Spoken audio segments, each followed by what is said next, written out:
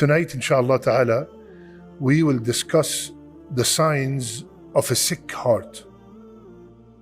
And then starting next week, if Allah kept us alive, we will start taking one disease of the heart and discussing its symptoms and its ilaj, its cure. So by next week, inshallah ta'ala, we will start the diseases of the heart, their symptoms and their cure. May Allah save us all from the diseases of the heart. طيب. So today, inshallah ta'ala, how can I know if I have a sick heart? How do I know if I have a sick heart? Before I start, one time a man came to the Sheikh and he said, Ya Sheikh, I sin a lot. I do a lot of sins. And Allah does not punish me.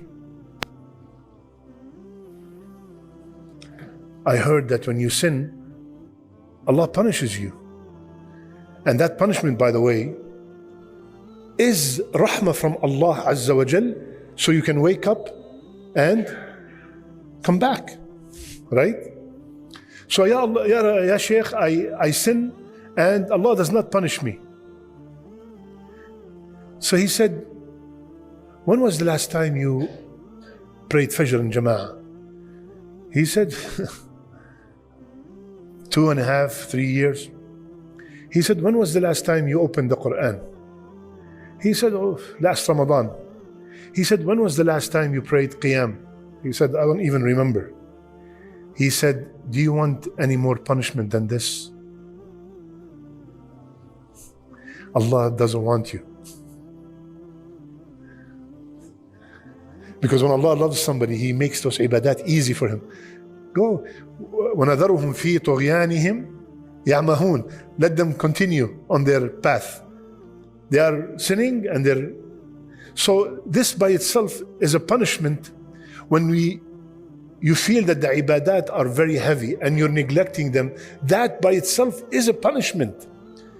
Is a punishment that Allah subhanahu wa ta'ala did not give you the permission to stand up alone with Him at night. That is an honor to be alone with Allah Azza wa Jal in your tahajjud. So, what are some of the signs that if I have them, then I should be very careful? Because if we have any problem with our physical heart, we will not leave any means except we take it in order to make sure we fix our heart. The diseases of the physical heart, they end with death. But the diseases of the spiritual heart, they ruin your dunya, they ruin your qabr, they ruin your akhirah. This is how essential they are. You die from a heart disease, may Allah have mercy on you, you're done, khalas. Alhamdulillah, you lived a great life and all that, alhamdulillah. But if you die with a heart disease, and we will mention many of them, then it's a huge problem. It does not stop with death, it continues after death. So what are some of the signs that I have some sicknesses in my heart? Number one,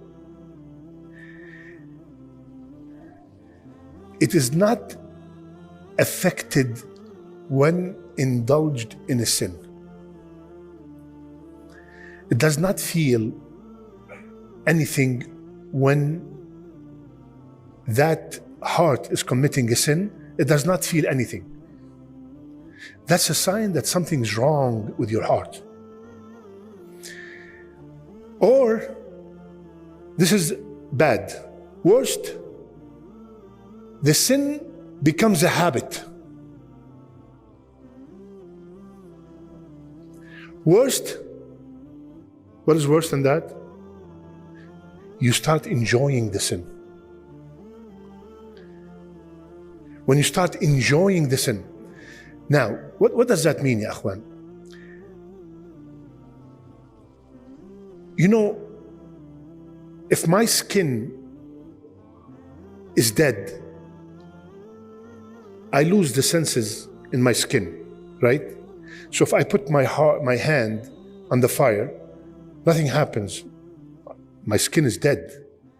But if my skin is alive, the minute the skin feels the fire, immediately it withdraws. Similarly, the heart, if it's dead, sin after sin after sin after sin, nothing, doesn't feel anything. Like now, if I tell you, brother, here's some alcohol, astaghfirullah, immediately you go crazy. What are you talking about?